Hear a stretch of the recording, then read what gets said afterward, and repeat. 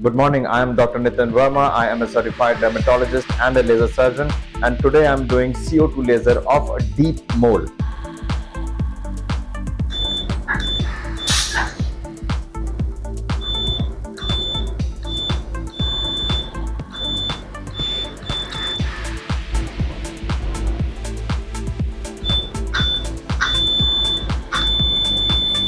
Mole removal with CO2 laser is a dry surgery.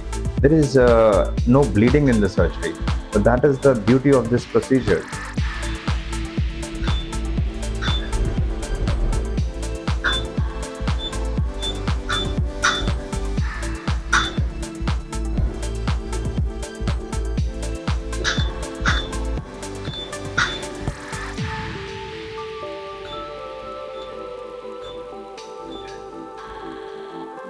Now there is no bleeding in this procedure, and from tomorrow onwards she'll be having some crust formation on this area, and the crust will shed off within 10 days and she will get new skin from beneath.